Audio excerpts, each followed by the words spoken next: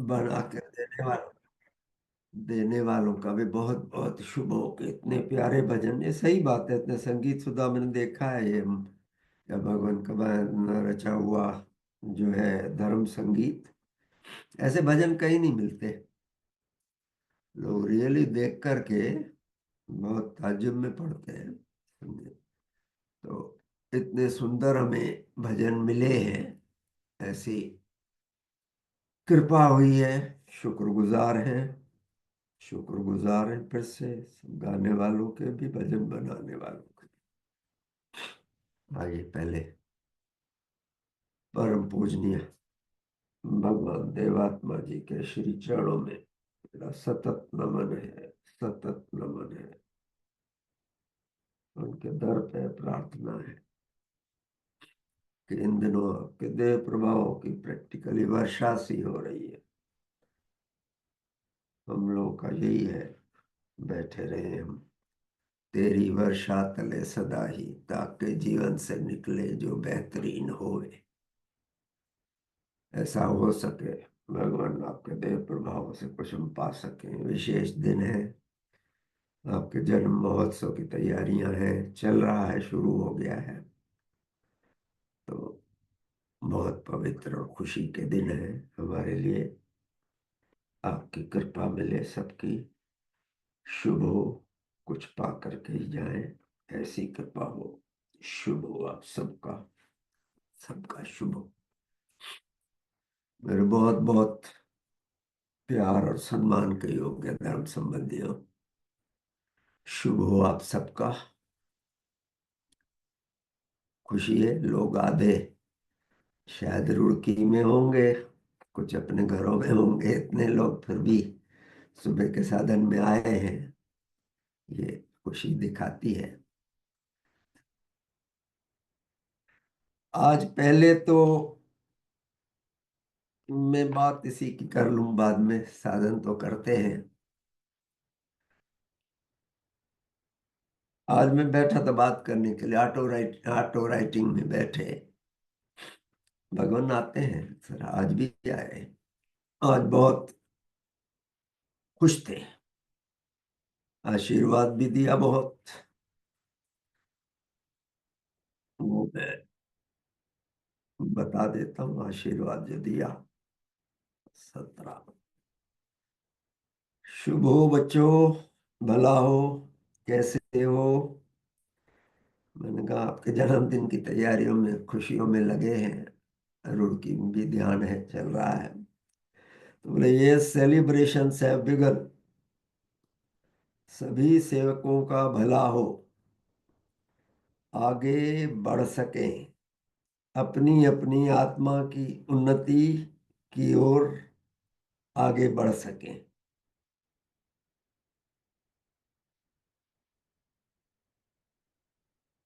और उधर का भी चल रहा है बहुत, परलोक में ये बात। तो पहले असल में अक्सर हम नैना जी के साथ जब बैठते थे रोज सुबह ऑटो राइटिंग के लिए, बहुत लोग आते थे। आज वो हुआ जब बहुत लोग आए। भगवान से एक्चुअली मैं आने के लिए परमिशन मांग रहा था, इंडिया जाऊं, हुक्म था कि जाओ। फरवरी मार्च का, अब मार्च का जो शिविर होता है अपना, वो मोस्ट प्रोबेबली अटेंड करने की कोशिश करूंगा। और आप सब लोगों के बहुतों के उसमें दर्शन होंगे, शुक्रगुजार रहूंगा। चूंकि वेज के कारण और ठंड बहुत है, इस कारण इन दिनों में नहीं पहुंच पाया मैं, चाहते हुए भी महोत्सव पे नहीं आ पाया। उसके बाद श्रद्धेया जी आई, श्रद्धेया दीदी जिन्हें हम कहते हैं। हमें जोड़ने में उनका बहुत बड़ा हाथ है। जो ऑटो राइटिंग नैना जी की शुरू हुई, वो श्रद्धेया जी ने शुरू कराई थी। और हमारे तो कई घरों को जोड़ने वाली दीदी जी का ही बहुत हाथ है। मेरे बहुत दिनों से उनकी शुक्रगुजारी के भाव उठ रहे थे, तो आज वो खुद ही बात करने आ गई। अच्छा लगा बहुत। मेरे बड़े भाई साहब भी आए, सुशील जी, आप लोगों में से बहुत से शायद नहीं जानते होंगे उनके। बहुत अच्छे ओरेटर थे, डिप्टी कमिश्नर होकर रिटायर हुए थे। सभी आजकल लगे हैं। सबसे थोड़ा जो ताज्जुब वाला था, जो खुशी भी हुई मुझे, एंड में गुरु गोविंद सिंह जी आए। तो पहले भी आ चुके हैं, कोई ऐसा नहीं कि आज ही आए हैं, पहले भी आ चुके हैं। गुरु गोविंद सिंह जी आ गए। कहा, जो बोले सो निहाल, सत श्री अकाल। बोले सत श्री अकाल पुत्र, कैसे हो? देवात्मा का जन्मदिन मनाने आए हैं। बहुत अच्छा उच्च देवात्मा है हमारी। खुशनसीबी कि उनसे बहुत कुछ सीखने को मिला है। एक दूसरे का साथ भी देते हैं और एक दूसरे से सीखते भी हैं।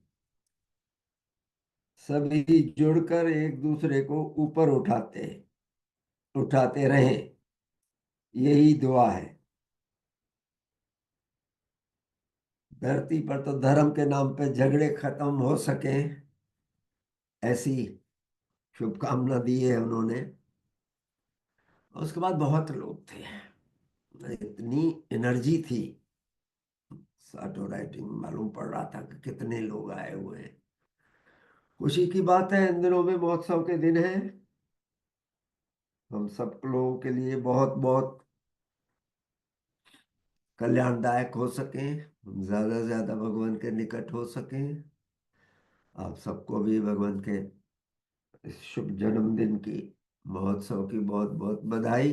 आज से शुरू हो गया है रुड़की में। यहाँ भी हम लोग कर रहे हैं तैयारी, 20 को ज्यादा होगी। आज नवनीत जी का वो भी आया कि यूट्यूब पर भी कर रहे हैं लाइव। खुशी की बात है, कितना साइंस ने तरक्की की है, हम बैठे हुए हर जगह एक दूसरे से मिल भी सकते हैं। इन दिनों में ज्यादा से ज्यादा भरे रहें। देव प्रभावों की बहुत वर्षा रहती है, बहुत वर्षा रहती है।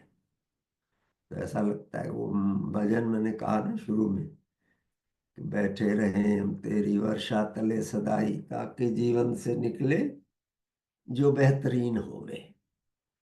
तो काश ऐसा हो सके, हम सबके साथ, आप सबके साथ भी हो सके, ज्यादा से ज्यादा पा सकें, ज्यादा से ज्यादा निकटता मिले, भगवान के शुभ आशीर्वाद हम सबको मिल सके।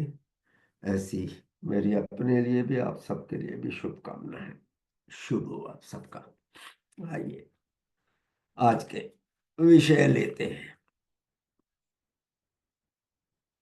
जीवन का पता है किसी को कि कितना हमारा जीवन है, कितनी निश्चित है और कितना अनिश्चित है हमारे जीवन में?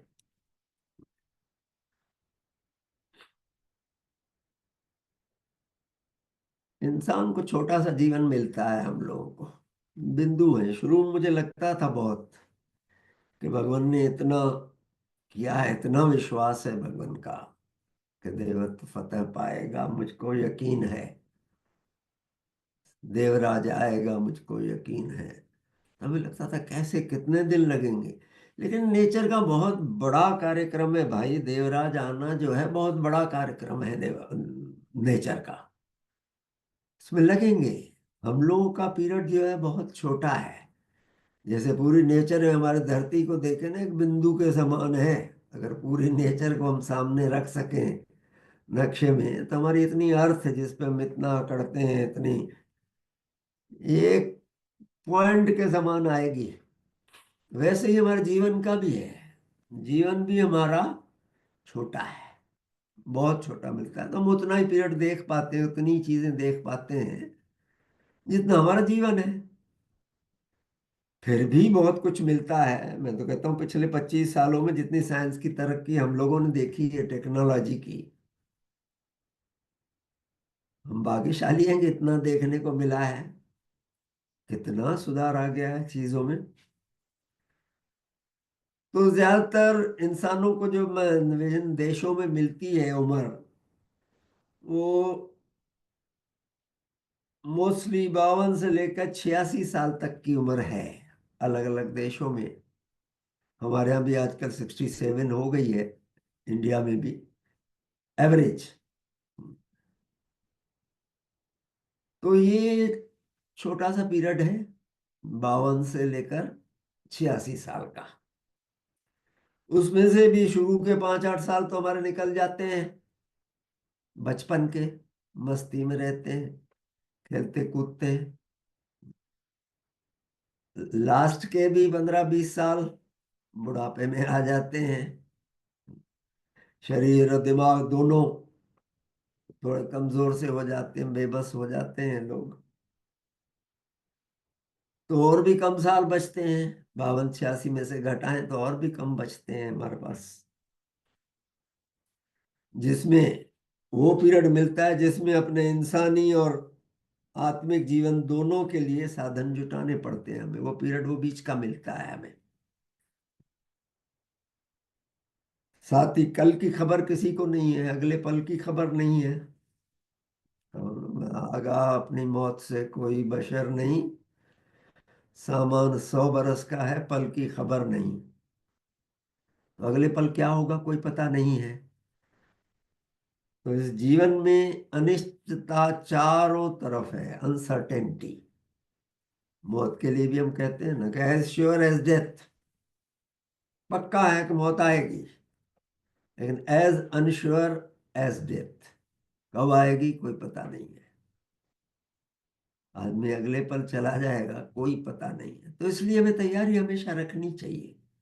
यहाँ का तो हम ढेर जोड़ते हैं, लेकिन भाई आत्मा के लिए भी पे लगेगा ना। ये जब नॉलेज मिली है कि ऐसा नहीं है कि हम 84 लाख योनियों में घूमते फिरेंगे, कीड़े बनेंगे, मकोड़े बनेंगे, पेड़ बनेंगे, गाय बैल बनेंगे। नहीं, जीवनी शक्ति हमारी इंसान की है। तो हम बन तो इंसान ही सकते हैं हमारी जीवनी शक्ति से, और कोई नहीं बन सकते। तो उसमें परलोक की नॉलेज मिली है इतनी। अब तो बहुत कुछ आगे बढ़े हैं, परलोक के बारे में बहुत बातें मालूम पड़ती हैं आजकल, बात कर सकते हैं। अगर हम थोड़ा ट्राई करें तो बात कर सकते हैं सभी, और बहुत अच्छा और प्यारा संबंध रख सकते हैं परलोक से, जो कि रखना भी चाहिए। भगवान का कहना है कि रखना भी चाहिए हमें। तो अब यहाँ की जो है, बहुत धन दौलत इकट्ठे तो करते हैं हम, सामान भी इकट्ठे करते हैं, दुनियावी सामान कितने इकट्ठे करते चलते हैं हम। लेकिन जानते हैं कि जिस दिन जाएंगे तो हमारे लाखों करोड़ों यहीं रह जाएंगे। रोज रोज सुनते हैं ये बात, इसी बैंक में रह जाएंगे, मकान यहीं रह जाएगा। जाना पड़ेगा। बहुत अच्छा है, राज कपूर की पिक्चर का गाना है ना कि सजन रे झूठ मत बोलो, खुदा के पास जाना है। वहां न हाथी है न घोड़ा है, वहां पैदल ही जाना है। खैर वो हाथी घोड़ा हो या नहीं, लेकिन मालूम है कि परलोक जाएंगे। और यहाँ से बहुत लंबी लाइफ है वहाँ। वहां भी खर्च करने के लिए यहाँ हमें करेंसी चाहिए। हिंदुस्तान में रुपया चाहिए, मुझे अमेरिका में डॉलर चाहिए खर्च करने के लिए। वहां की करेंसी आत्मिक करेंसी है, सोल कैपिटल। वो भी तो कमानी पड़ेगी ना। और कमाने का पीरियड वही है हमारे जीवन का। जो कहा कि 52 से 86 साल करीब उम्र है, वैसे मैं 86 से निकल आया हूँ आगे। तो खुशनसीबी कहूंगा कि नेचर ने इतना दिया है, बड़ों का इतना आशीर्वाद है, चल रहे हैं आगे ठीक ठाक। उसमें हमें तैयारी यहाँ की और वहां की भी करनी है। तो अनिश्चितता इतनी है कि सुनामी लहरें आई समुद्र में, जो अर्थक्वेक हुआ था उसके बाद सुनामी ने समुद्र उछला ऊपर, कितनी तबाही हो गई। 2-3 लहरों में लाखों के बराबर जाने छीन ली उसने। मकान डूब गए, या जितने भी समुद्र किनारे थे लाखों आदमी मरे। 1.5 लाख से करीब ज्यादा जीवन निगल गई हो, उतनी लहरें। और सैकड़ों औरों को घायल और बिलखता हुआ छोड़ गई। सेकंड्स का काम था और बहुत बड़ा नहीं था। आज एकदम से लहर उठी इतनी, डुबा दिया, मर गए। तो इसलिए अनिश्चितता है, कोई गारंटी नहीं, कोई इंसान कितना जिएगा इसकी कोई गारंटी नहीं है भाई।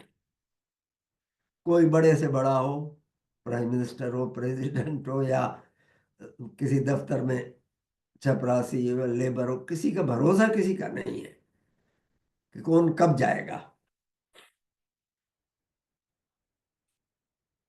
तो कोई गारंटी इसकी नहीं। तो इसी बात को आत्मा के संदर्भ में देखें, उसके कॉन्टेक्स्ट में देखें हम, तो माल उधर का तो इंश्योरेंस हो जाता है, घर का भी हम इंश्योरेंस करा लेते हैं।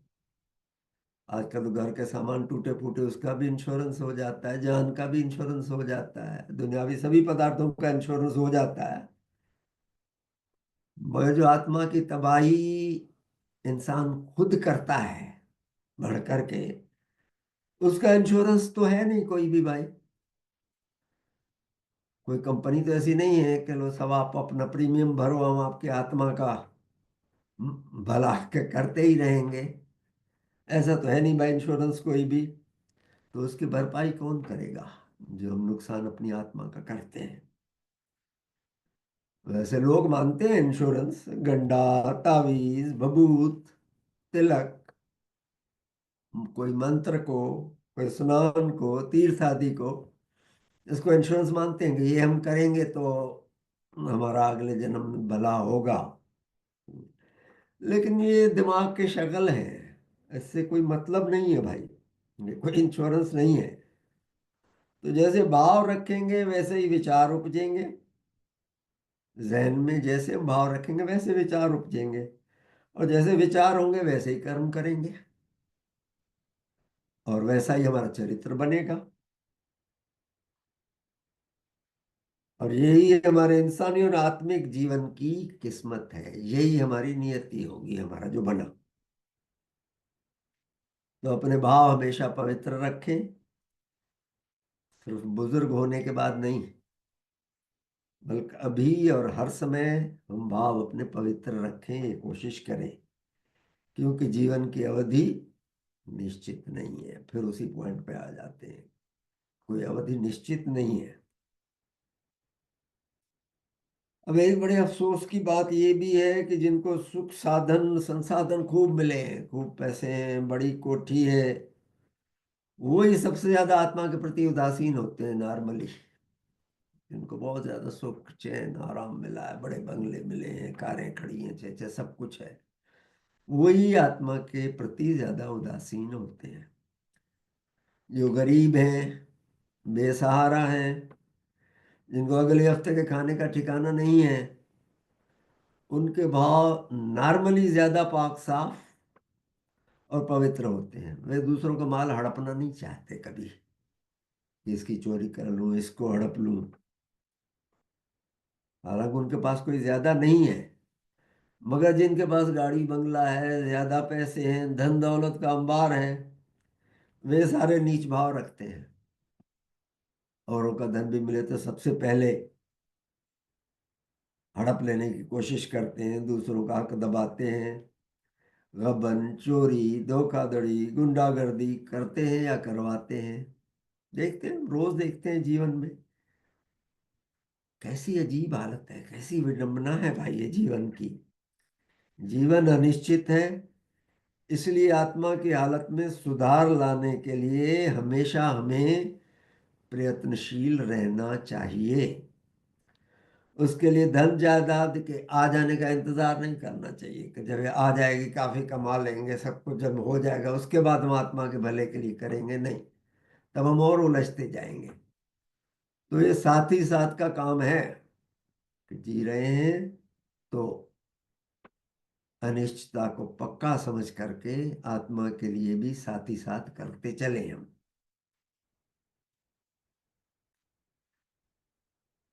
एक और दुर्भाग्य की बात यह भी है कि इंसानों में वे कर्मठ बनकर अपना भाग्य स्वयं बनाने के बजाय अपने भाग्य को कोसना पसंद करते हैं। मेरी किस्मत में तो है ही नहीं, क्या लिखा है, भगवान ने जाने क्या लिख दिया है मेरे ललाट पे। अपना मेहनत करके नहीं बनाना चाहते, भाग को कोसना ज्यादा इजी लगता है। और जिस हाल में आत्मा है, वजह ये सभी हमारे पुरखे भी यही करते आए हैं। लोग कहते हैं कि हमें तो कोई गुरु नहीं मिला, हमारे जीवन में किसी इष्ट ने चमत्कार नहीं दिखाया, तो हम क्यों बदले। हमारे सामने तो कोई गुरु ने आके चमत्कार दिखाया नहीं हमारे जीवन में, तो जैसे चल रहे हैं ठीक है। हम जैसे ठीक है, ठीक चल रहे हैं ठीक है। भगवान का कहना है, अरे भाई आगे बढ़ करके ढूंढो तो सही। यदि दिल में शांति नहीं है तो इतने साधन सत्संग शिविर आश्रम होते हैं, वहां जाकर अपनी आत्मा को मौका तो दो कम से कम। सुनो तो सही क्या है। गुरु या इष्ट की रोशनी को उन तक पहुंचने का मौका तो दो, अपनी आत्मा तक। हम दरवाजे खिड़कियां सब बंद रखते हैं, आने देते नहीं कुछ भी। मगर नहीं, लोग अपनी दिनचर्या में मशगूल रहते हैं और समझते हैं कि भाग्य में लिखा होगा तो गुरु मिलेगा। जीवन अनसर्टेन है। खुद आगे बढ़कर अपनी आत्मा का हित देखना पड़ेगा हमें। मृत्यु निश्चित है, परलोक अटल सत्य है। सबको जाना वही है, और कोई ठिकाना नहीं है। और बहुत लंबी उम्र में रहना है, यहाँ की उम्र के हिसाब से 800 900 साल भी कहते हैं, इतना तुम्हारा रहना पड़ेगा। और कैसा हम जीवन यहाँ जी के जाते हैं, उसका बहुत असर है कि किस स्टेज पे पहुंचेंगे हम। तो परलोक अटल सत्य है, उस निश्चितता को महसूस करें और अपनी आत्मा के हित अभी से सर्वोपरि रखें हम। अब आत्मा के हित महसूस कैसे करें। आत्मा का हमें मालूम है कि क्या खुराक क्या है आत्मा की। अच्छा साधन सत्संग, अच्छा लिटरेचर, अच्छा औरों की सेवा, ये सभी है। ये आत्मा की खुराक है, उसको महसूस कैसे करें। उनकी जरूरतें समझने के लिए हम क्या कर सकते हैं। तो आइए उस पर भी थोड़ा देखते हैं। इंसान जब अकेला पड़ जाता है, तब आत्मा की जरूरत को महसूस कर सकता है। जैसे कोई लीडर हो, बहुत पब्लिक फॉलोइंग हो, और वो लोगों की नजरों से गिर जाए, तो अकेलापन जो होता है वो समझाता है बहुत कुछ। उस समय महसूस कर सकते हैं आत्मा की जरूरत। इंसान जब लंबे समय तक अकेला होता है, चाहे जानबूझ करके अपना अलग जाके 4 महीने में रहें, कहीं स्वैच्छिक रूप से, जैसे सब परिवार वाले कहीं छुट्टी पर गए हैं, घूमने गए हो, या कि जबरन अकेलापन। जैसे कोई जहाज टूट जाए, किसी टापू पे गिरे, जा करके कहानियां हैं दिखाते हैं कि जब तक फिर कोई मदद मिले, तब तक उस टापू पे अकेले रहना पड़ता है। या जेल वगैरह हो जाए, अकेली कोठरी में रखा जाए, अकेले कहीं बंद कर दिया जाए। ऐसे समय में आत्मा की जरूरत महसूस की जा सकती है। तब लगता है कि क्यों, काहे के लिए हमें चाहिए साथ। अपने खाने पीने और सुरक्षा की अगर जरूरतें जो हैं, उन सब इच्छाओं को दबाने की ताकत भी रखती है ये अकेलापन जो है। जब इंसान को खाने पीने ना अपने परिवार की सुरक्षा की तुरंत की चिंता न हो, तभी वह अपनी अगली जरूरतों के बारे में सोच सकता है। जब बुनियादी जरूरतें पूरी होती हैं, तो सबसे पहले जरूरत उभरती है कौन सी। साथ की, साथ पाने की, साहचर्य की। पेट भरा हो, सब ठीक ठाक हो, तो सबसे पहले क्या चाहिए। साथ चाहिए। बिरले ही ऐसे इंसान होते हैं जो अकेले रहना पसंद करते हैं, बहुत कम।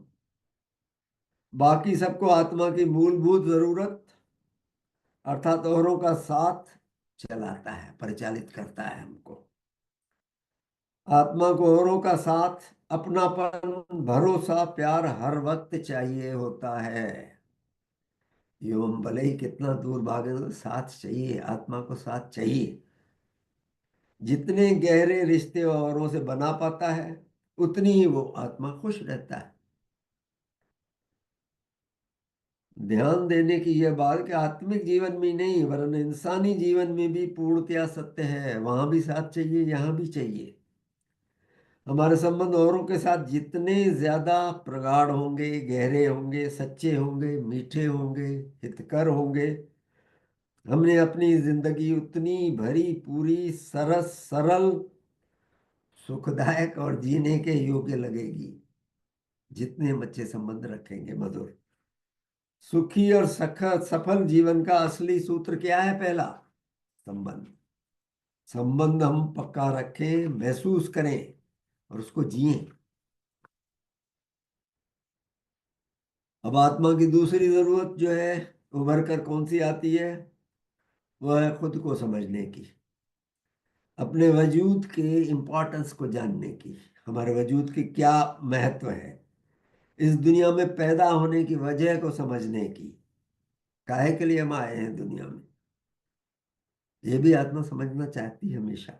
एक या दूसरे इष्ट व गुरु को मानकर, अपना कर, अपनी उसकी शिक्षाओं को समझकर, उन पर अमल करके हमारी ये दूसरी जरूरत पूरी होती है कि क्यों आए हैं, हमारा जीवन काहे के लिए है, क्या होना चाहिए। ये किसी इष्ट या गुरु को लेकर के उनकी जो टीचिंग्स हो, सीखे उनको, तो हमारी दूसरी जरूरत इससे पूरी होती है कि गुरु या किसी इष्ट को देखें। असल जरूरत जो सत्य ज्ञान उपार्जन और एक उच्च लक्ष्य में आस्था की है। जीवन में असली जरूरत ये है, सत्य ज्ञान उपार्जन और एक उच्च लक्ष्य जीवन में रहना चाहिए। तो इसमें आस्था की जरूरत है, श्रद्धा की जरूरत है बहुत। इसलिए जितनी गहरी, अटूट और सच्ची श्रद्धा होती है, यह जीवन उतना ही आसान और सफल लगता है हमको, जितना हम श्रद्धा प्रॉपर रखते हैं और विश्वास रखते हैं। ढकोसलों पर कुछ दिन तो चल सकते हैं हम, थोड़े जो चमत्कार दिखाए उनको कुछ देर नमस्कार कर सकते हैं हम सभी। लेकिन यदि श्रद्धा और विश्वास गहरे नहीं है और सत्य ज्ञान पर आधारित नहीं न होकर डर या प्रलोभन पर आधारित हैं, तो आत्मा सुकून नहीं पाती, अंदर चैन नहीं आता। क्यों दुनिया में इतनी हाय मची हुई है? क्यों हर घर में हाहाकार है?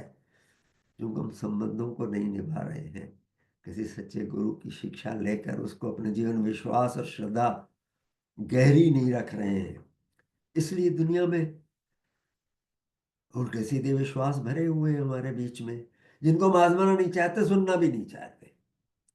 मैं जाता हूँ यहाँ डे केयर में, वहां रोज गाते हैं भजन, उन बता ना, श्री कृष्ण के और श्री राम के, सभी देवताओं के भजन गाएंगे। मुझे भी कहा गया, तो मैंने एक दिन मैंने कुछ अपने बारे में भी सोचो भाई।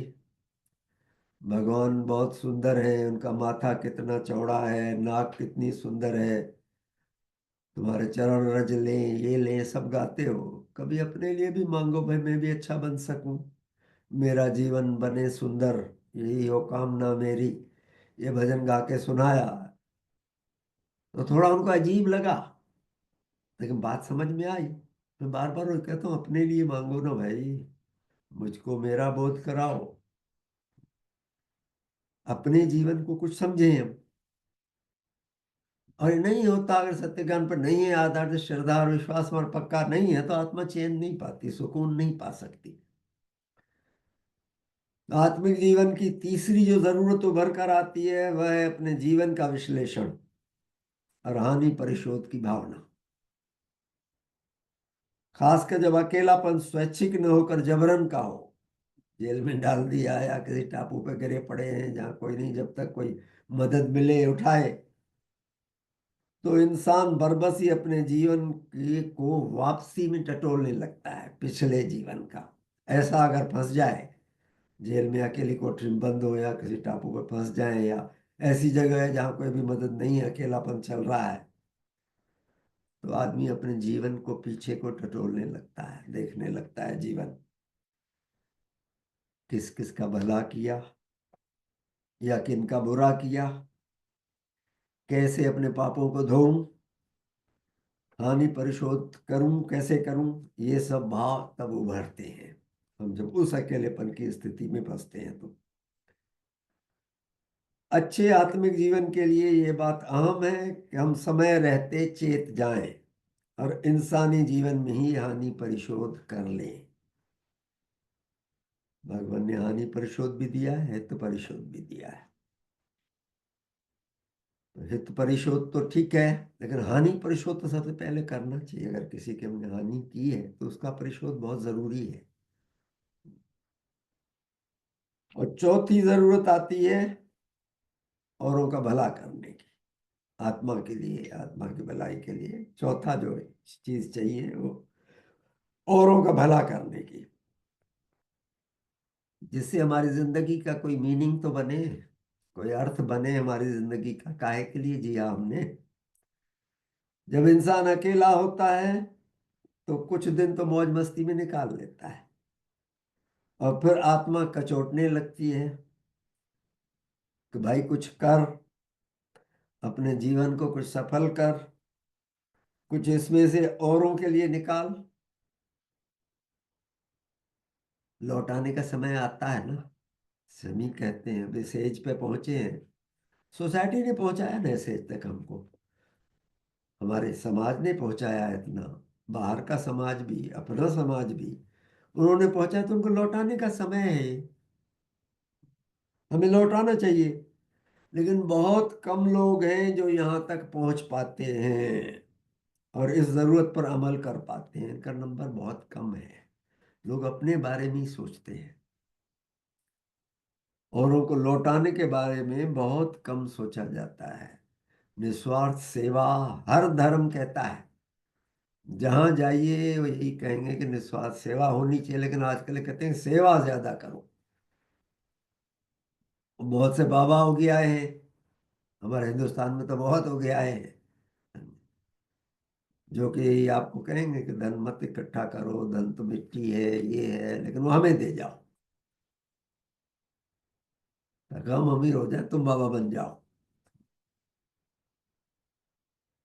औरों को लौटाने का एक टाइम है।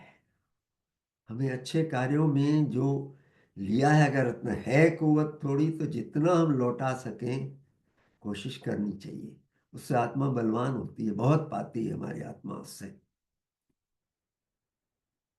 अब अगर हम अपने इंसानी जीवन में इन बेसिक जरूरतों पर अमल करें तो हमारे इंसानी जीवन के साथ साथ आत्मिक जीवन का भी उद्धार निश्चित है। साथ साथ चूंकि वहां की पूंजी भी इकट्ठी हो जाएगी। आज ही बात हो रही थी हमारी, मैंने कहा भाई यहाँ का तो ठीक है, बहुत पैसा है, बहुत अच्छा चल रहा है। जब यहाँ से चले जाएंगे वहां भी तो लगेगा ना। यहाँ रहने के लिए रुपया पैसा चाहिए ना हमें। रहने के लिए घर चाहिए, खाने के लिए, बच्चे पालने हैं, शिक्षा के लिए, सबके लिए पैसा चाहिए। पैसा तो लगता है, रुपया बुरी चीज नहीं है। उसमें अति मोह खराब है। बाकी तो वहां भी जब चले जाएंगे बहुत लंबी जिंदगी है। पहले तो यही मानने को तैयार नहीं होते ना, कोई आगे जिंदगी है, अभी हम तो 84 लाख के योनियों में घूमेंगे, जो कि संभव नहीं है। अब तो मिल चुका है, साइंस ने बहुत कुछ दिया है हमको।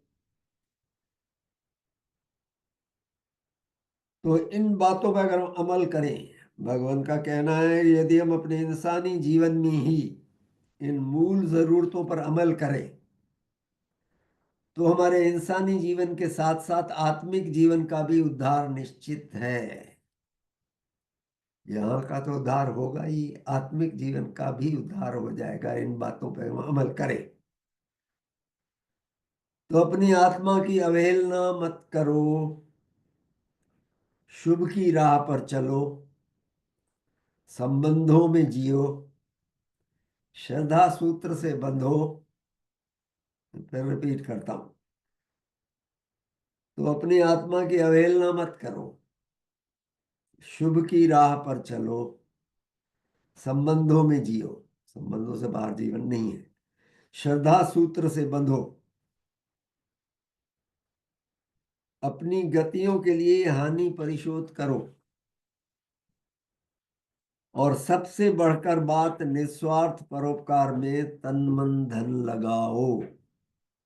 निस्वार्थ परोपकार की हर धर्म में जाइए है। जिस गुरु के जाएंगे वे कहेंगे कि निस्वार्थ परोपकार करना चाहिए, हमें कुछ न कुछ हमारे जीवन से निकलना चाहिए भाई, तभी हम पाएंगे भी। नहीं तो यहां से गए भी तो रुल रुल आ जाएंगे। तो बहुत जरूरत है कि हम अपने अनिश्चित जीवन को देख करके, जीवन की अनिश्चितता को देखते हुए महात्मा का ध्यान अभी से रखें और उस जीवन को भी सुधारें, अगले जीवन के लिए भी तैयारी रखें। तो जैसा कि शुरू में कहा कि भगवान का जन्मदिन आ रहा है, शुभ महोत्सव आ रहा है, हम सब पूरी श्रद्धा विश्वास से इस दिन को मना सकें और ज्यादा अपने को भगवान के निकट पा सकें। जो खुशकिस्मत वहां पहुंच रहे हैं रुड़की में, उनके लिए शुभकामनाएं हैं। सुख से सभी पहुंचे, देव प्रभावों की वर्षा है, अपनी आत्मिक बैटरी को रिचार्ज कर लें और सुख से अपने अपने घरों को फिर वापस पहुंचे खत्म होने पे। ये सबके लिए शुभकामना है। आप सबका शुभ हो। आज वैसे 18 तारीख हो गई है ना वहाँ? जी हाँ, 18 हो गई जी यहाँ भारती। हाँ, हमारे यहाँ 17 है अभी। तो आज अनीता सैनी जी का बर्थडे भी है। उनको मैं शुभकामना देता हूँ, उनके जन्मदिन की बधाई भी देता हूँ। शुभकामना है बहुत आगे बढ़ती चल सके, शुभ हो उनका। और हम सब एनिवर्सरी इस, शुभ हो हाँ आपको बहुत बहुत। ठीक है बेटा। तो हम सब इस जन्मदिन को बहुत खुशियों से मना सकें, बहुत बहुत पा सकें और बहुत बहुत चल के बांट सकें, ऐसी शुभकामना मेरे लिए भी, अपने लिए भी करता हूँ, आप सबके लिए भी करता हूँ। शुभ हो आप सबका, शुभ हो। श्रीमान चंद्रगुप्त जी, आप अपना। श्रीमान जी शुभ हो। श्रीमान जी बहुत सुंदर उद्बोधन दिया आपने, बहुत ही प्यारा। और जो परलोक संदेश सुनाए, परम पूज्य भगवान देव आत्मा का शुभ आशीर्वाद सुनाया और सुंदर स्मृतियों की बातें सुनाई, श्री गुरु गोविंद सिंह जी का आशीर्वाद सुनाया, बहुत ही अच्छा लगा। और फिर हमारे जीवन का उद्देश्य क्या है, हमें कैसे आगे बढ़ना चाहिए, सचमुच में बहुत प्यारा संदेश है। आपको भी बहुत बहुत धन्यवाद। सब परलोकवासी धर्म संबंधियों को बहुत बहुत धन्यवाद। इस लोकवासी सब धर्म संबंधियों को बहुत बहुत धन्यवाद। परम पुण्य भगवान देव आत्मा को कोटि कोटि नमन, कोटि कोटि धन्यवाद। बहुत बहुत सम्मान की हो प्यारे धर्म साथियों। सचमुच में हम बहुत सौभाग्यशाली हैं। पहले तो ये कि हमें मनुष्य के रूप में जन्म लेने का अवसर मिला है। अगर हम भैंस होते तो किसी तबेले में रस्सी से बांध रखा होता, वहां नंगे खड़े होते, गर्मी हो सर्दी हो, मूत्र में गोबर में वहीं खड़े रहते। मालिक हमें चारा दे देता तो खा लेते, नहीं तो भूखे खड़े रहते। पानी दे देता तो ले लेते, नहीं तो भूखे खड़े रहते। हमारा कितना बड़ा सौभाग्य है कि प्रकृति माता ने हमें मनुष्य के रूप में जन्म दिया है। मनुष्य के नाते हमारे पास कितनी सहूलतें हैं। जीवन के पराये प्रत्येक पक्ष में सहूलतें हैं। सिर्फ एक पक्ष अंधकार में रह गया था, जो सबसे इम्पोर्टेंट है, वो है हमारे आत्मिक जीवन का। और प्रकृति माता ने भगवान देवात्मा हमें दैवी रूप में प्रदान किए कि वो हमें हमारी आत्मा का सच्चा ज्ञान दे सके, बोध दे सके, हमारी दुर्बलताओं को विनष्ट कर सके, हमें शुद्ध पवित्र आत्मा बनाकर उच्च जीवनधारी आत्मा बना सके, सच्चे अर्थों में धर्मवान बना सके। हम महसूस करें कि हमें क्या मिला है। काश हमारे अंदर ऐसे बोध हो। हम तो नाचते फिरेंगे गलियों बाजारों में जब हमें समझ आ जाएगा। तो बहुत बहुत धन्यवाद सबका। और ऐसा जो हमारा सिलसिला चल रहा है, वो एक पंकज उदास की एक गजल मुझे याद आती है, उसके दो शब्द लाइनें बोलूंगा। उसमें लगता है कि वो गाना आता है कि दीवारों से लगकर रोना अच्छा लगता है।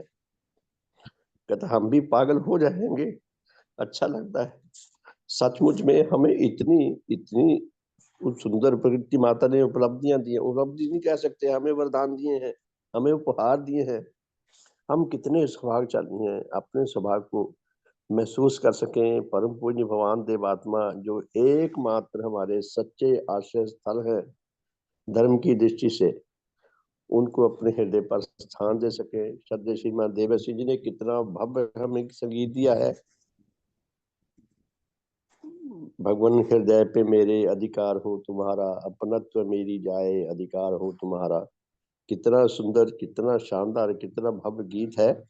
उस गीत को उन्होंने सार्थक किया है, हम भी सार्थक करने की अवस्था में आ सके।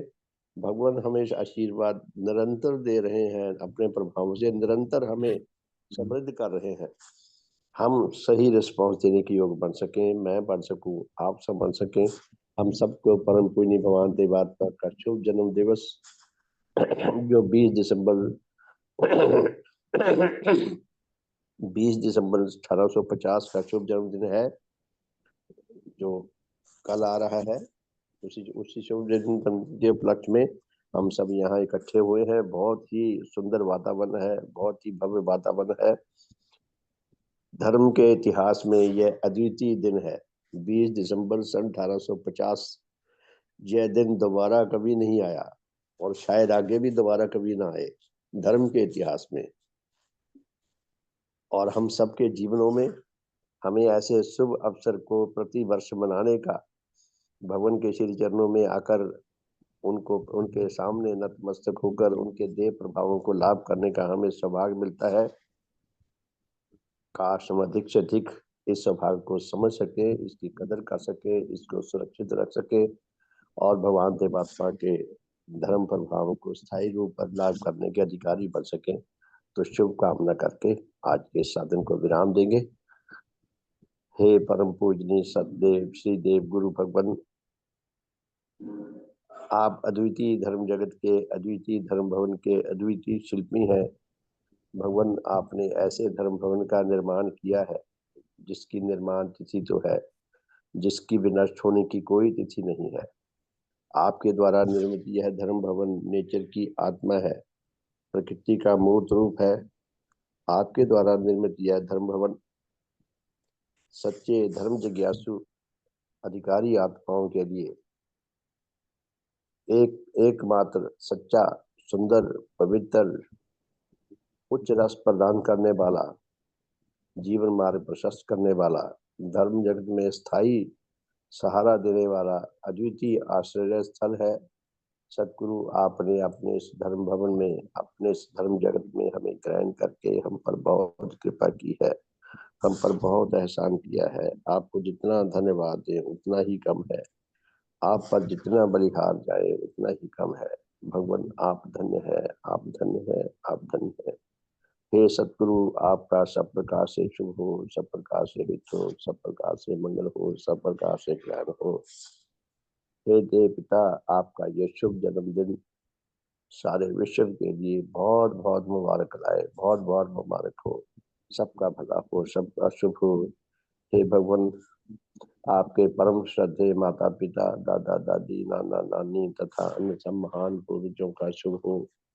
आपके सब वंशीजनों का, आपके सारी स्मृतियों का, आपके सेवक सेविकाओं का, आपके श्रद्धावानों का, आपके अनुयायियों का, आपके विश्वासियों अच्छा, का, ठीक आपके ठीक अनुरागियों का, ठीक है बेटा, आ जाओ। वासी तथा हाँ परोसवासी हाँ, धर्म आ जाओ। साथियों का, उन सबके पूर्वजों का, उन सबके वंशीजनों का, उन सबके सांसारिक संबंधियों का, उन सबके दोस्तों, मित्रों, शुभ चिंतकों का, सबका शुभ का मार्ग प्रशस्त हो, हित का मार्ग प्रशस्त हो, भले का मार्ग प्रशस्त हो। हे दाता, हे सतगुरु, हमारे श्रद्धेय माता पिता, दादा दादी, नाना नानी तथा अन्य सब पूर्वजों का, हमारे इस लोकवासी तथा परलोकवासी सब भाई बहनों का, उनके परिवारों का, उनके बच्चों का, उनके नाती पोतों का, हमारे सब वंशीजनों का, हमारे सब संसारी स्मृतियों का, मनुष्य जगत का, पशु जगत का, वनस्पति जगत का, भौतिक जगत का, सबका शुभ का मार्ग प्रशस्त हो, हित का मार्ग प्रशस्त हो, भले का मार्ग प्रशस्त हो। हे दाता, हे सतगुरु, विश्व में जहाँ जहाँ कहीं अधिकारी आत्मा, सच्चे धर्म जिज्ञासु आत्मा वर्तमान है, उन सब तक आपके देह प्रभाव शीघ्र से शीघ्र पहुंच सके, उन सब के शुभ का मार्ग भी प्रशस्त हो सके। हमारे धर्म संबंधियों की गणना में अधिक से अधिक वृद्धि हो। सारे मनुष्य जगत को आपके विज्ञान मूलक धर्म की छत्र छाया में आकर जीवन व्यतीत करने का, आपके महान मिशन में सेवाकारी होकर अपने मनुष्य जीवन को सफल करने का, सार्थक करने का, सच्चा आत्म कल्याण लाभ करने का, आपकी महिमा को उपलब्ध करने का और आपकी महिमा को सारे संसार में फैलाकर आपकी प्रसन्नता को लाभ करने का परम सौभाग्य प्राप्त हो सके। हे धर्म पिता, काश नेचर में कोई ऐसी विधि विकसित हो सके जिससे अनाधिकारी आत्मा भी अधिकारी बन सके, उन सबके भले का मार्ग भी प्रशस्त हो सके, सबका शुभ हो, सबका हित हो, सबका मंगल हो, सबका कल्याण हो। भगवान देवात्मा की जय। भगवान देवात्मा की जय। जय। भगवान आत्मा की जय। भगवान भगवान देवात्मा की जय। सबका हो, सबका भला हो, सबका मंगल हो। शुभ परिवार की ओर से अनीता चंद जी को बहुत बहुत जन्मदिन की मुबारकबाद। सब हाँ आपका जी। बहुत हो अनीता जी, आपके सभी प्रिय सबका भला हो, सबका शुभ हो। बहुत बहुत धन्यवाद। तो प्यारे सब साथियों, समय हो गया है, तो आज के साधन को विराम देते हैं यहाँ, और फिर कल फिर मिलेंगे इसी समय। श्री राजेश रमानी जी बड़े कमाल का बोलते हैं, वो बिल्कुल एक नया स्टाइल लाए हैं, बहुत ही मूल्यवान बातें बताते हैं और बहुत ही हमारा ज्ञानवर्धन करते हैं, हमारे भावों को जगाते हैं, सतेज करते हैं। तो उनका ये संबोधन सुनने का भी हमें सौभाग्य मिलेगा। और शिविर में ऑनलाइन साधन चल ही रहे हैं और शिविर का भी ऑनलाइन प्रसारण होता है, तो आप उसमें भी जुड़े, अवश्य जुड़े और उसका भी आनंद लें। अपना भला करें, औरों के भले में हितकर बने। हम सबका शुभ हो, सबका हित हो, हम सब में उच्च प्रेम आए, उच्च एक आए, उच्च मेल आए, हम भगवान की कृपा को जीकर सार्थक कर सके। बहुत बहुत धन्यवाद। शुभ श्रीमान जी कुछ कहना चाहते हैं? नहीं, कुछ नहीं, शुभ हो बस, ठीक है। ठीक है, आपका बहुत बहुत साधन में धन्यवाद। जुड़ेंगे। ठीक है जी, फिर जय धन करके। हाँ जी, सरोज जी, शुभ हो। सरोज जी श्रीमान कुछ, जी। जी जी बोलिए। बंद हो गया माइक आपका। हाँ जी। आपका माइक बंद हो गया जी। हाँ चल रहा है, बोलिए। श्रीमान जी, कुछ नहीं बोलना, मैंने गलती से हो गया। अच्छा जी, कोई बात नहीं, अपने ये बहुत बहुत धन्यवाद। शुभ हो, सबका शुभ हो, बहुत बहुत धन्यवाद। सुप्रभात। फिर ऑनलाइन साधन में इसमें कल फिर इसी टाइम मिलेंगे 5:30 पे। तो सबका शुभ हो। और ये महोत्सव के जो ऑनलाइन साधन चल रहे हैं, तो उसमें भी आप जरूर शामिल हो। बहुत बहुत धन्यवाद। सबका शुभ हो, सुप्रभात। बहुत बहुत धन्यवाद जी।